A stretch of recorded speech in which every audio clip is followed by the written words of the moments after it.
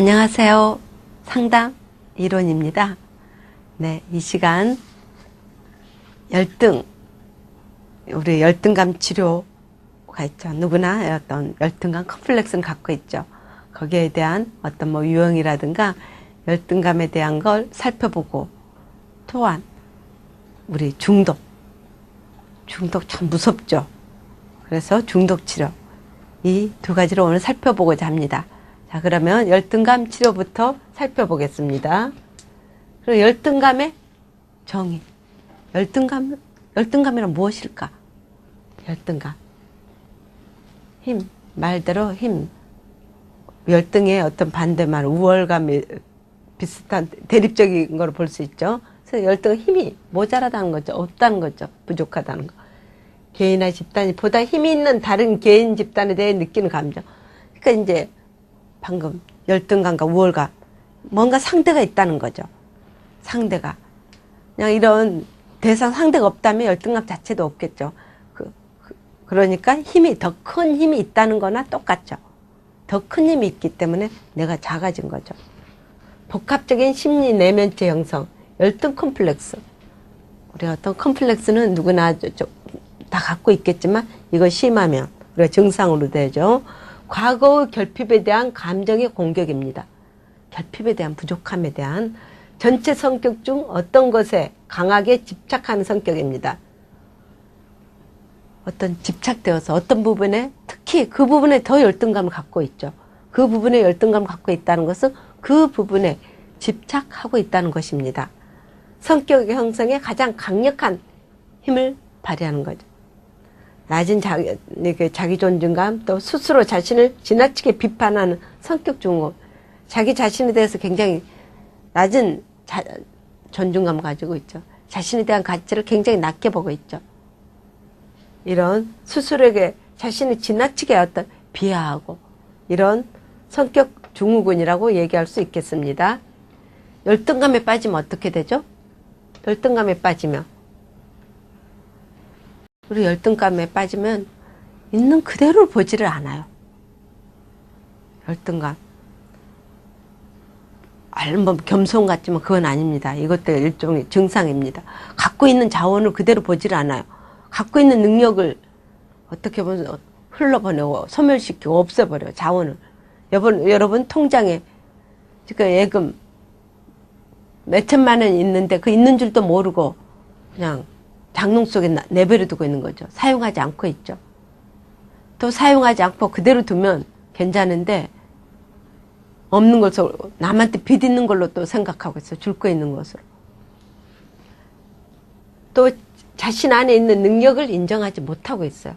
자신 안에 있는 능력을 인정하지 못하고 있고 자신을 비난하면서 자신의 능력, 자신만 비난하면 좋게요.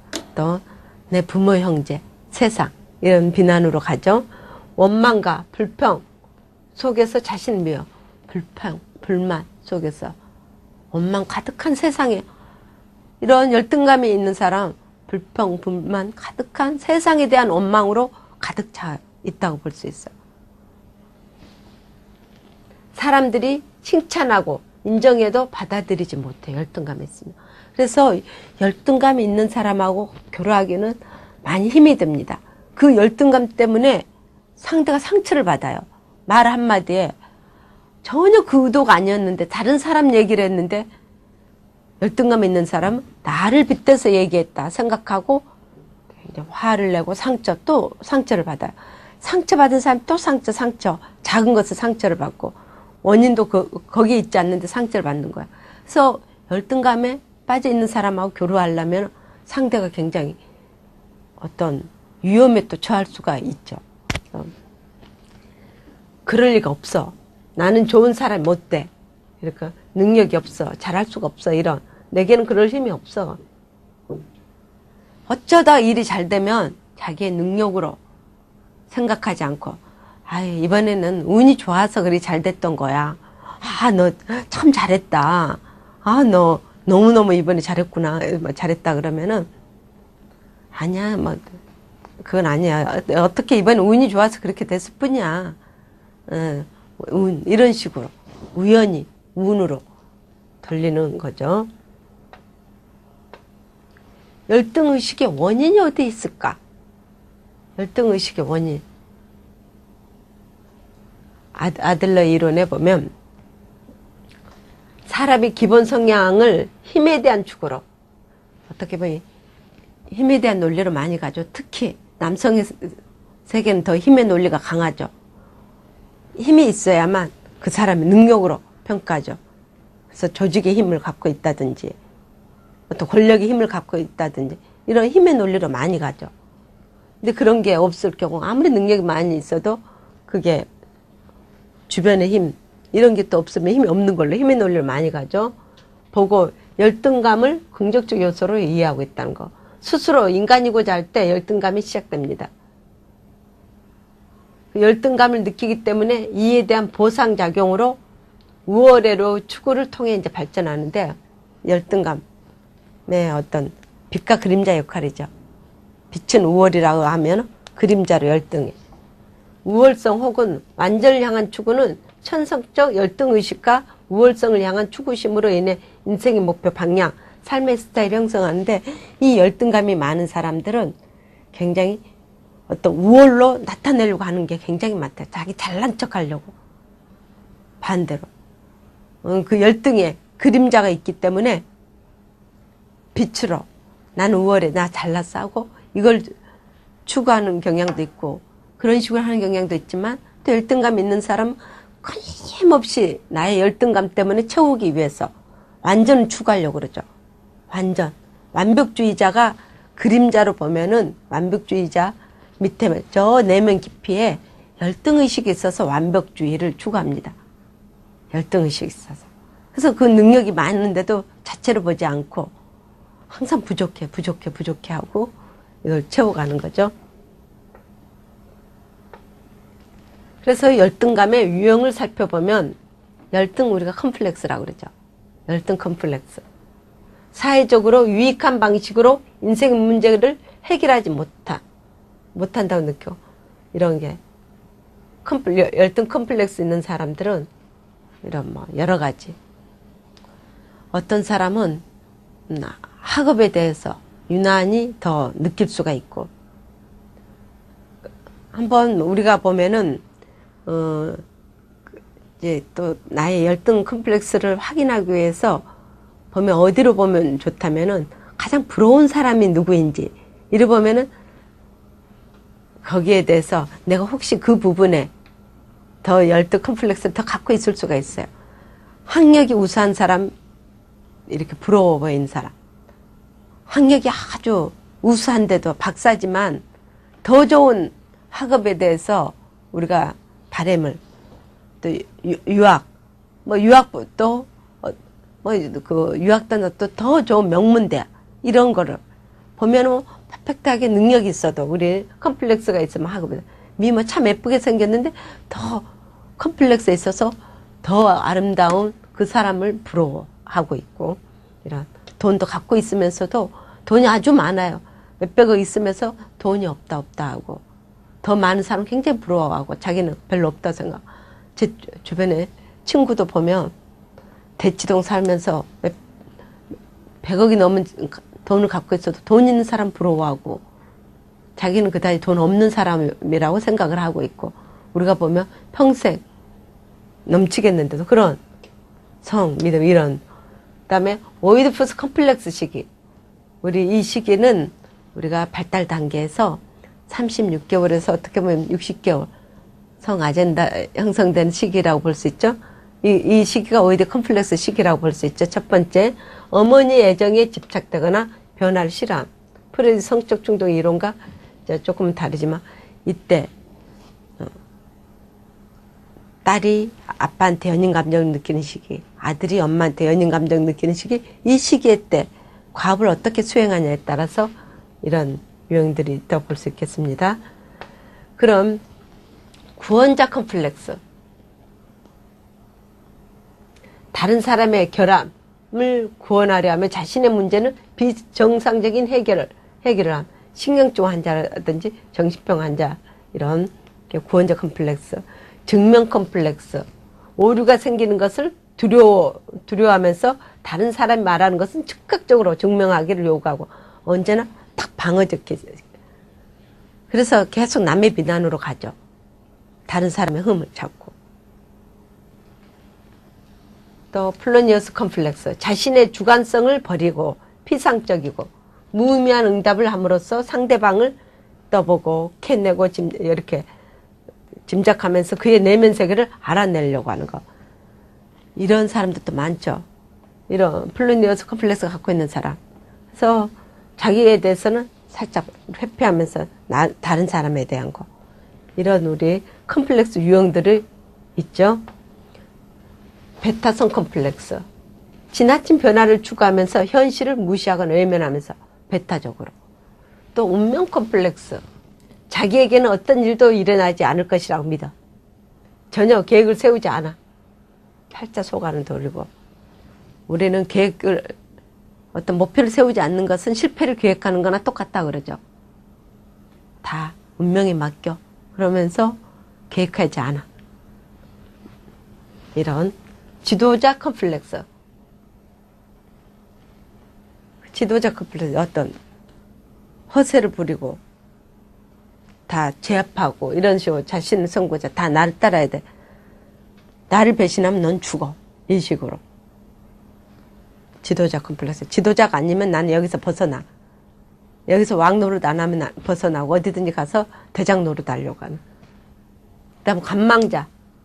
참여하거나 이런 행동 취하지 않고 직접 뭔가 맡아서 하려고 하냐. 책임지지 않으려고 관망만 하고. 그 다음에 거부 컴플렉스. 보수성과 두려움 때문에 변화를 반대하는. 다. 어떻게 보면 이제 우리 사람은 이 속에 어떤 컴플렉스는 누구나 조금씩 갖고 있죠. 이 부분에 어느 부분에 더 집착되어 있나. 이 많은 컴플렉스 유형을 보면은 어느 부분에 내가 지금 집착되어 있는지 이것을 보면은 내가 그 유형을 자주 쓴다는 거죠. 그 컴플렉스를 일부 갖고 있다는 거. 여기서 몇 개쯤이나 갖고 있는지 좀 많이 갖고 있으면 더 문제가 되겠죠. 우리가 뭐 조금씩은 갖고 있지만 이게 심하면. 그러면 열등감의 우리 증상에 대해서 한번 살펴보기로 하겠습니다. 우리 열등감의 증상들. 지지나 칭찬에 목말라면서도 칭찬받으면 과잉반응. 굉장히 지지받거나 칭찬받은데 목말라 있어요. 그러나 어쨌든 칭찬해주면은 막 과민반응. 아니라고 그러고. 예를 들어서 아이들한테, 주의력 산만한 아이들한테도 이 애네들 보면은 일종 내부, 우리가 예를 들어서 막 산만한 아이들은 외부의 산만은 내부에 어떤 우울이 있어서도 그럴 수도 있어. 뭔가 결핍 상태. 그래서 우리 그 우울증 환자도 내면의 공격이라고 볼 수 있습니다. 내면의 공격이 내부로 우울증으로 반대로 나타나는 거죠. 그래서 그 내면의 공격이 우울증으로 나타나 있는 것처럼 이런 식으로 이제 열등감에 어떤 칭찬을 해주면은 금방 문제를 일으켜요. 다시 가면 잘한다 그러면 금방. 예를 들어서 아이들이 산만한 아이들이 어쩌다 점잖게 있어서 지지해주고 칭찬해주면 그 옆에 반사적으로 옆에 아이들을 또 공책에다 막 낙서질을 해버려요. 선생님 보는데 앞에서도. 왜? 칭찬을 잘 안 받았기 때문에 그 칭찬이 어색해서 바로 말썽을 피워버리는 거야. 왜? 그게 불편하기 때문에. 그걸 알아차리고 이면의 마음을 알아차리고 그냥 지나쳐줘야 됩니다. 그런데 칭찬을 했더니 방금 옆에 아이한테 더 순간적으로 탁 때린다거나 불편함을 준다거나 낙서를 한다거나 이런 문제를 일으켰을 때 우리 선생님이나 부모가 내가 칭찬을 못해. 그렇지. 그러면 그렇지. 너가 하는 게 그렇지. 이런 식으로 해버리면 그래 나요. 원래 그런 사람이니까 하고 또 좌절감 느끼니까 그럴 때는 문제를 일으키더라도 무심히 모른 척 할 필요가 있어. 그래서 이런 열등감 있는 사람들은 이런 칭찬에 목말라 있으니까 칭찬을 주는데 과잉반응을 일으키더라도 모른 척 무심히 이게 필요합니다. 자신의 약점과 실패를 다른 사람에게 투사합니다. 열등감 있는 사람은 이렇게 나의 열등감이 있는 거를 상대가 그런 열등감이 있는 것처럼 투사하는 거야. 쟤는 저런 게 부족해. 아, 쟤는 저런 흠이 있어. 이게 곧 자기 흠, 자기 약점을 상대방이 있는 것처럼 투사를 하는 거죠. 경쟁에서 승리하기를 열망하나 승리에 대해 부정적. 굉장히 승리하기를 원하면서도 그런 게 무슨 소용이 있어? 이긴 뭐해? 이런 식으로. 이러면서 거기에 부정하는 거. 이렇게 딱 숨어버리는 게. 이런 게 우리가 열등감의 어떤 증상이라고 볼 수 있는데요. 어떤 비교, 판단, 분석하면서 남이 높아지는 것을 싫어하고 불만족과 불평 속에서 자책하죠. 남을 판단하고 남이 올라가는 것을 견딜 수 없어요. 힘들어요. 이러면서 남 불평, 불만 속에서 계속 불평, 불만, 자기 열등하기 때문에 계속 불평, 불만. 우리 열등감이 없는 사람은 그다지 어떤 경쟁을 하려고는 그다지 하지 않아요. 남을 눌리려고 하지도 않아요. 너는 너, 나는 나. 자체적으로 인정을 하고 그 사람 특성을 인정하고 가는 사람들이야. 굉장히 자신에 대해서 자신감 있는 사람들은. 근데 열등감 있는 사람은 계속 시종일관 남의 흠, 뭔가 찾아요. 비판하고. 우리 사람 관계 속에서 이런 굉장히 많죠. 아주 불편하죠. 그래서 우리 말이 또 말을 만들고 그 말이 또 더 큰 말을 만들어서 어떤 삼자 대면할 일을 일으킬 수도 있고 그러죠. 이런 판단하고 분석하고 이런 불평, 불만 속에. 그리고 타인이 자신을 어떻게 보는지에 대해서 굉장히 예민해. 열등의식 있는 사람들은 어때? 상처가 있거든. 슬쩍만 건드려도 바로 반응이 있어요. 너가 나를 무시해? 이런 식으로. 그러나 이런 열등의식이 없는 사람들은 그다지 갖고 있지 않는 사람 얘기해도 뭐 내가 그러지 않은데 뭐 난 내 자신 있으니까 하고 지나칠 수가 있어요. 근데 열등 있는 사람들 조그만 별거 아니었는데 예민해서 너 나를 무시해? 그럴 수가 있어? 이런 식으로 아주 문제를 크게 확대해서 보는 경향이 있죠. 돈에 지나치게 집착 또는 지나치게 거부적인 생각, 행동 비판에 굉장히 민감하죠. 누가 또 자랑한 꼴도 못 봐요. 열등의식 있는 사람. 그러나 열등의식 있지 않는 사람 그래 너 자랑하고 싶으면 해. 아무래도 거기서 동요되지 않아요.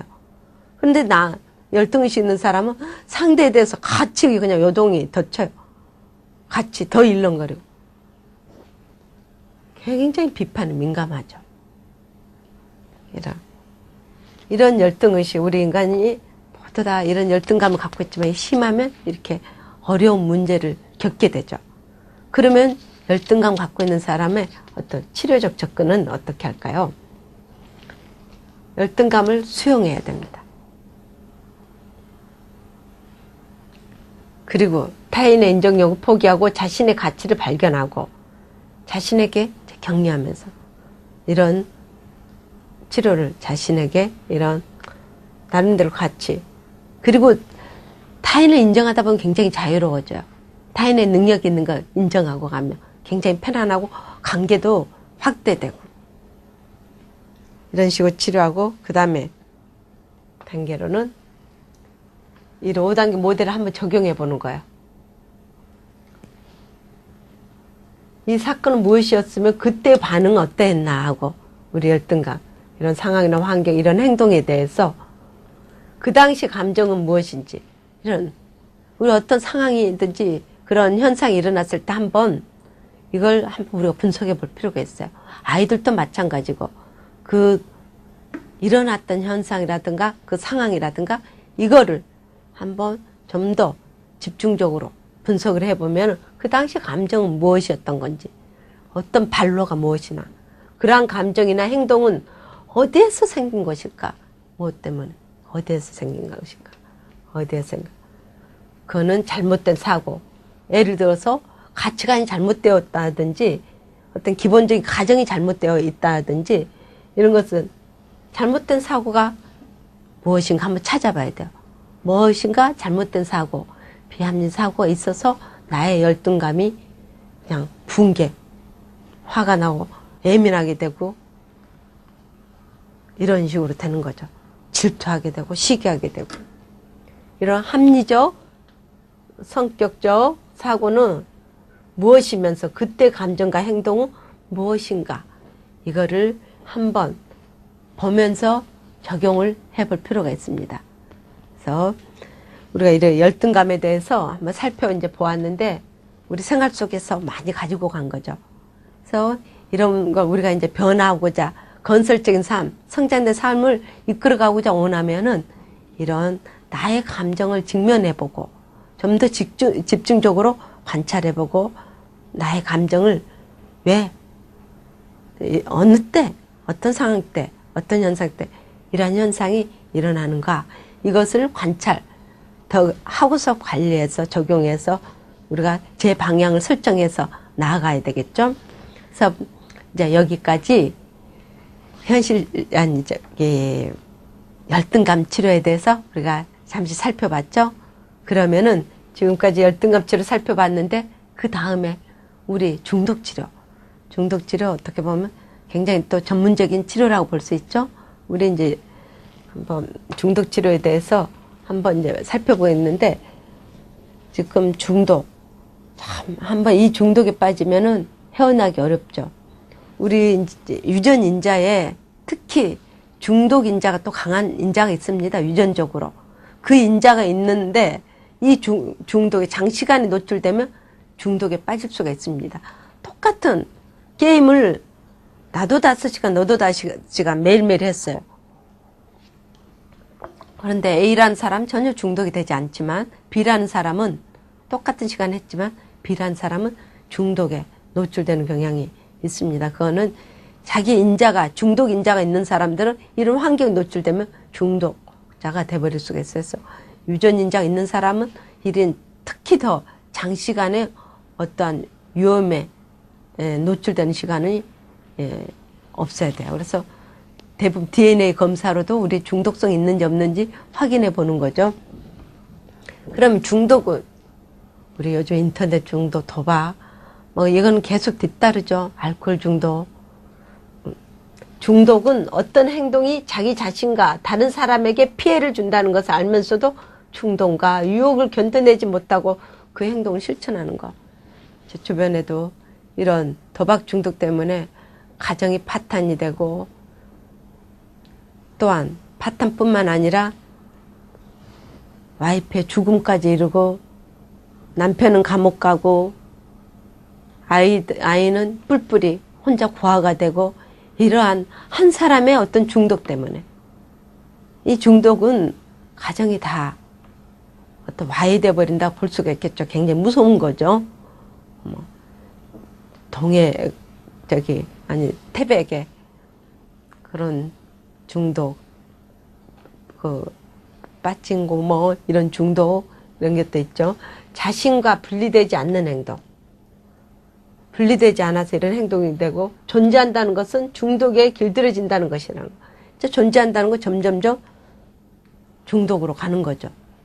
현대의 대중문화, 즉 강범위한 중독제, 굉장히 그러한 체계가 많이 지금 노출되어 있다고 볼 수 있습니다. 이제 중독의 치료, 이제 전문적인 필요가 개입이 되어야 된다고 생각합니다. 심리적. 앞으로 여러분 이제 상담사의 역할들이 점점 중독 치료에 많이 투입이 되어야 된다고 봅니다. 지금 이런 전문적 중독 치료의 전문가들 투입이 아주 미미했습니다. 거의 방치되어 있다고 볼 수가 있는데요. 이건 이제 아무리 제도적으로 하더라도 잘 어렵습니다. 심리적으로 완전 획기적인 우리가 한 번에 해오리가 쳐야 되겠죠. 중독의 종류 보면은 물질 중독, 뭐 가정 중독, 이런 기타 이런 중독인데, 물질, 알코올, 뭐 이런 마약, 음식, 이런 중독, 섭취로 인해서 중독이 되는 거. 섭취로, 과정 중독.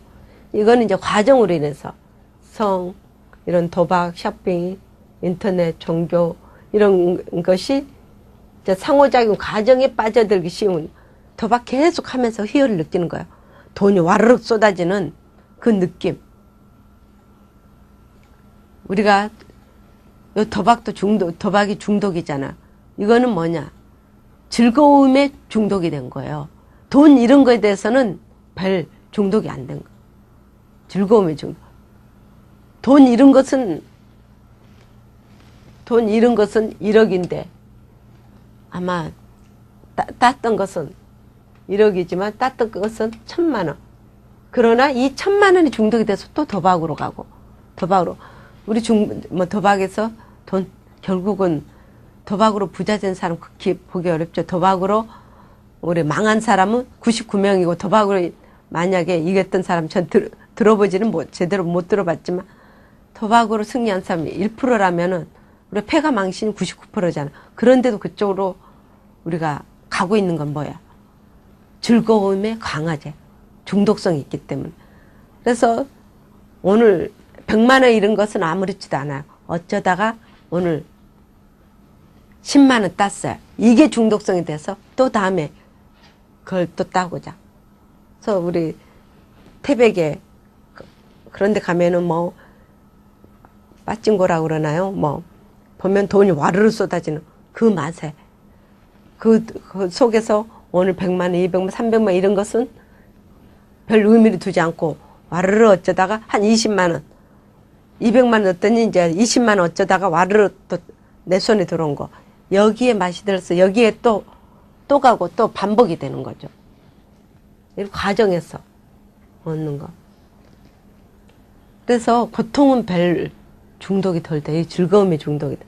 기타 일과 성취, 책임감, 친밀감, 호감 얻는 거 이런 다른 사람도 없는 거 다른 수많은 행위들 이런 것도 중독. 우리 일 중독자도 있죠. 많이 어떻게 승화시키는 방법이라 볼 수 있는데 주변에 많이 있죠. 일 중독. 일하지 않으면 불안하죠. 일요일 더 불안하고 며칠 쉬려고 하면 불안해서 일 중독. 이런 게. 내성. 용납하면 할수록 그 효과는 점점 더 떨어지는 거. 이런 게 내성. 이제 내성이 되는 거죠. 금단현상. 이런 금단현상 하지 않았을 때 오는 금단현상. 더 안절부절 못하면 신경이 더 예민해지는 거. 그래서 물질중독 근처에는 대부분 과정중독이 숨어 있습니다. 물질중독. 한 번만 중독되는 건 아니죠. 과정이 누적돼서 그 과정 속에서 중독이 되죠. 과정 중독의 근처에는 타락한 인간의 본성에 비롯된 제휴역동성이 숨어 있는 거죠. 중독의 유형. 이제 생활 중독에 보면 혼란과 무질서로 살아가는 이들을 보면은 혼란스럽게 무질서한 삶을 살아가죠. 이건 정리정돈은 또 못하는 거예요. 이런 것도 이제 보면 그 사람의 습관이 있잖아요. 우리 쉽게 습관이라고 얘기할 때도 있죠. 정리정돈 도저히 못해. 우리 가끔 여러분들이 뭐 방송을 통해서 볼 수도 있겠지만 물건 수집, 광수집가 집을 쓰레기로 만들잖아요. 그러나 그 사람들 중독인 거죠. 일단 쓸모없는데도 모아놔요. 도저히 이제 잠잘 곳이 없을 정도 생활용품 모아놓고 거리에서 주워다가 모아놓는 생활 중독자. 머피의 법칙이 적용되는 것 같은 사람들 있죠. 인생에 있어서 나쁜 일은 겹쳐서 일어난다. 설상가상의 법칙. 우리 이런 머피의 법칙 일어날 때가 많죠. 설상가상으로. 쇼핑 중독. 이런 잘 알겠죠? 쇼핑 중독, 일 중독. 일 중독도 이런 견디지 못한 거 알겠죠? 이건 이해가 쉽죠?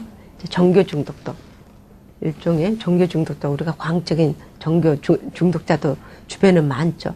그래서 있는 돈 다 갖다가 주고 생활에 어떤 안정을 유지하면서 우리가 해야죠. 남한테 피해 주지 말고 잘 이거를 종교를 통해서 뭔가 승화시키고 돼야죠. 종교활동에 집착한 사람들 숨겨진 중독이 더 걸리기 쉽습니다. 이것도. 종교 문제니까 자 넘어가겠습니다. 관계 중독. 어떤 사람의 그냥 한번 빠지면 정신을 못 차려요. 다 보면은 그런 사람들도 있죠. 새로운 이성을 알게 되면은 주변에 뭐 생활이 뭐고 다 팽개쳐요. 오로지 그 사람 한 사람이 빠져서 다 주변에 간절을 갖고 있는 사람도 자식 다 소용없고 그 사람이 빠져서 어찌하지를 못해요. 그 상대가 잘났고 못났고 관계없어요. 한 사람이 빠지면 거기에 불건전한 관계가 되풀이되는 틀에서 벗어나지 못하는 거. 이런 약물 중독. 이해가 안 되는 것 같지만 이런 중독자가 너무 많습니다. 자기 삶이 파괴적인 삶을 가더라도 이런 약물 중독, 도박 중독. 이거는 결국은 파탄으로 오죠. 어떤 가정, 어렸을 때 그래서 우리 아이들 경우 마냥 비디오만 틀어놓고 그 마냥 보게끔 노출시키는 것도 바람직하지 않습니다. 컴퓨터 마냥 하게끔 놔두면은 이런 중독. 그래서 짧게 하고 쉬고 짧게 하고 쉬고 이런 식으로 가는 게 하나의 방법입니다.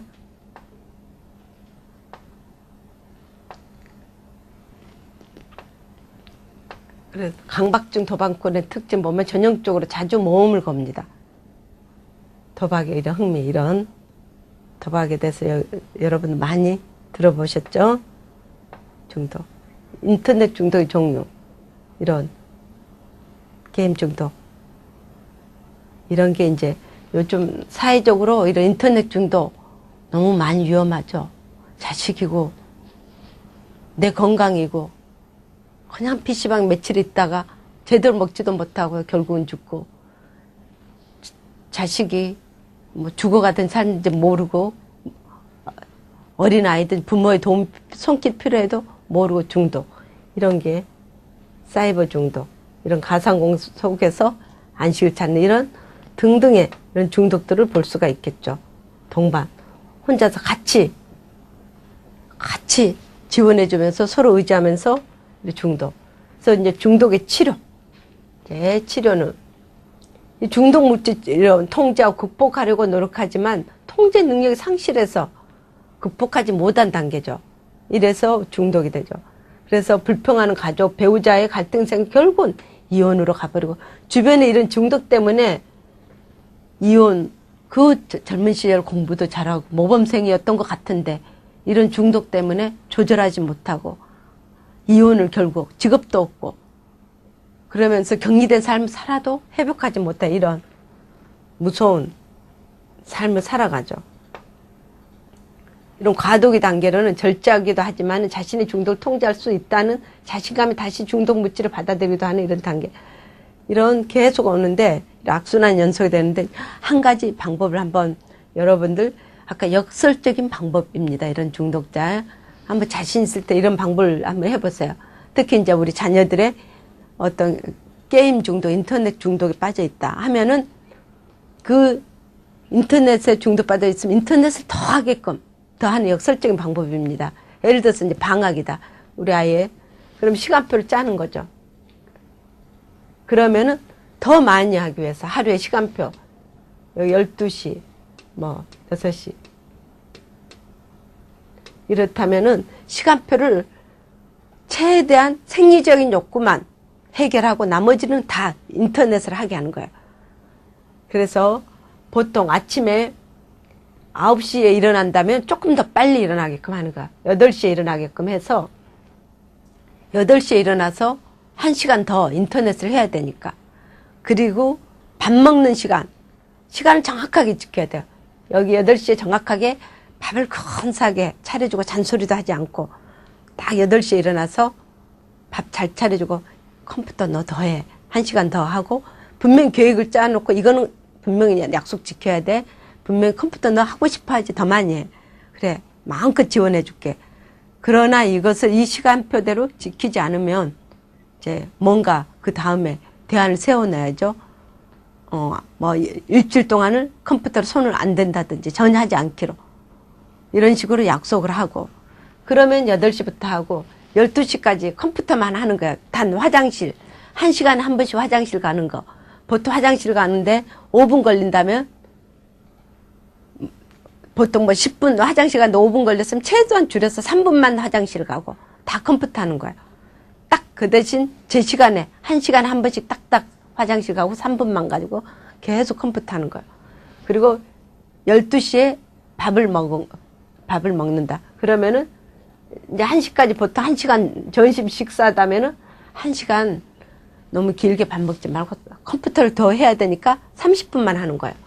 30분만 밥 먹고 30분 컴퓨터 더 하는 거예요. 그러면 12시 반에서 1시 사이에 점심 식사. 컴퓨터로 좀 더 할 수 있죠. 그리고 열심히 하는 거예요.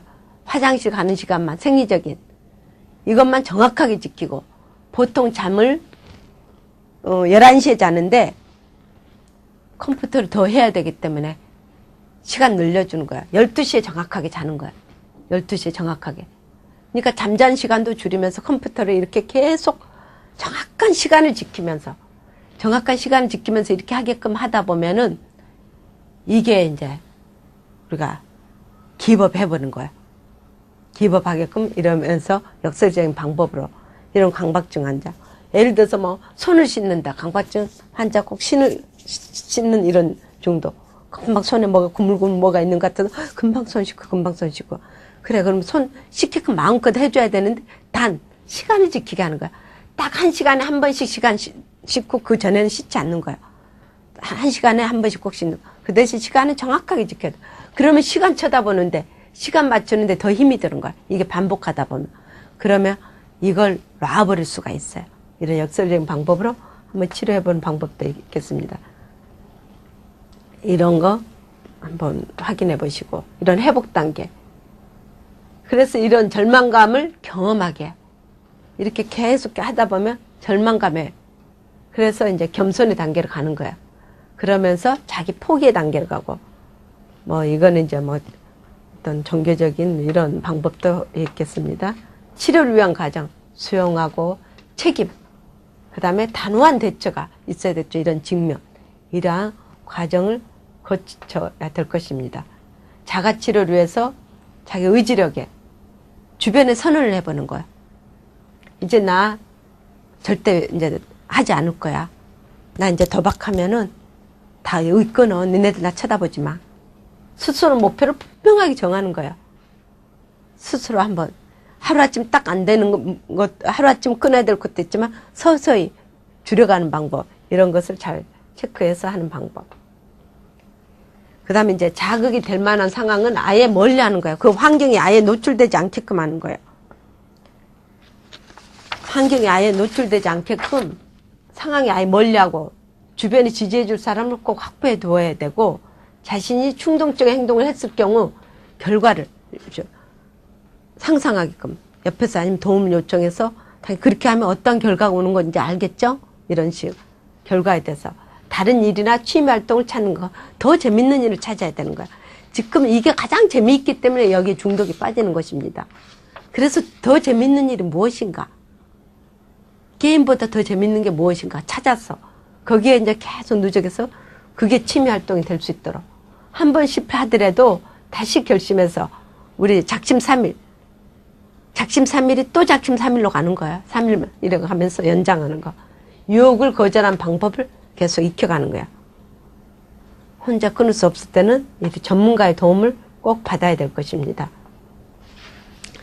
자, 이렇게 해서 우리가 지금까지 이런 중독 치료, 열등감 치료 여기에 대해서 살펴보았습니다. 자, 지금 상담 이론에 대해서 여러 가지 이론을 살펴보았는데 여러분 이 이론 갖고 상담에 꼭 성공하시기 바랍니다. 이 시간 여기서 마치겠습니다. 네, 안녕히 계세요.